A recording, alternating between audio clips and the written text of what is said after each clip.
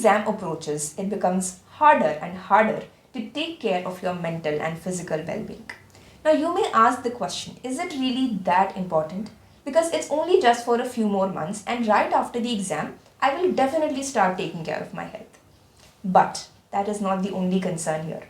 When you are not at your mental and physical best, then you will not be able to give your best performance during the exam. And that's what makes all the difference between your preparation and the time during that 3 hours when you're giving the exam. Imagine giving the exam when you're sleepless, nervous, and tired. What will happen?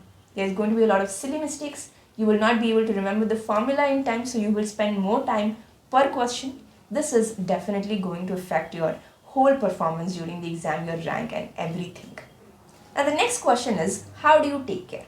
Now, this obviously varies from person to person, their current situation, the environment in which they are studying, and a lot of other factors. But I'm going to give you a generalized checklist which will apply to everyone.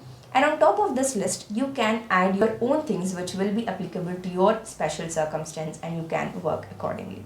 Now, I've also created a checklist which you can download from the link in the description, which will help you keep a track of it on a daily basis.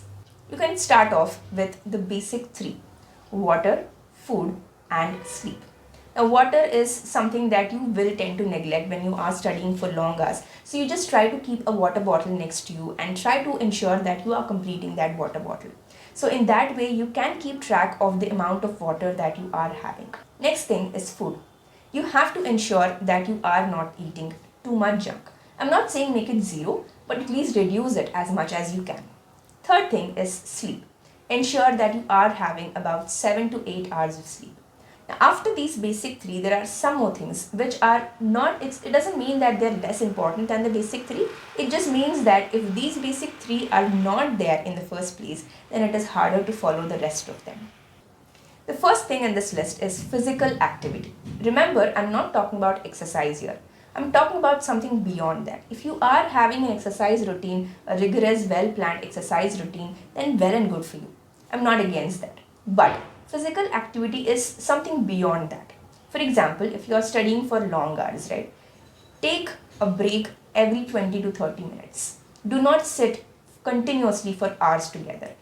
Get up and just go for a walk along your room or maybe into the balcony, terrace, or just go down or something that you can do. Just ensure you're not in the same place for a long period of time. The second important thing is morning light. Now, soon after you wake up, if you go outside and sit in the sun for a while, then it is going to act like a wake-up call for your body. It will set your body clock in rhythm. It will definitely help you be energetic throughout the day.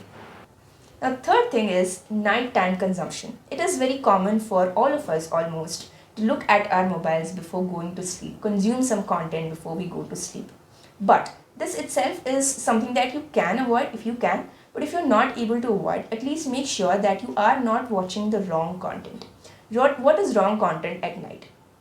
Ensure that you are not watching anything sensational or intense. This includes some kind of horror movies or violent shows and even disturbing news. And you can also avoid social media wherein your friends are posting a lot of things which make you feel that FOMO, right? Like fear of missing out. So that content is also not good for you to consume at night.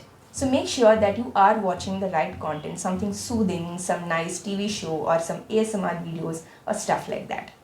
Now finally, take a proper break every once in a while. Maybe once in 10 days or once in a week. Ensure that you are doing something that you truly enjoy. Maybe you can watch a movie that you've been putting off, or you can have a game night with your friends, a nice dinner outside, or just go out to a place that you've wanted to go for a very long time. So this is a list that you can take as a guide to take care of your mental and physical health during the last 2 months. And this list is in no way exhaustive. That means you can add any more number of things that you feel are essential for you. Keeping track of this on a daily basis will definitely improve your performance. You can check it out while you're doing your test series as well. You will realize that your number of silly mistakes and the amount of time that you're spending on the exam is going to improve drastically if you are following some of these at least. The PDF given in the description will help you keep track of this, so make sure to download it And that's all for today's video. If you found this video helpful, then don't forget to like, share, and subscribe, and comment as well.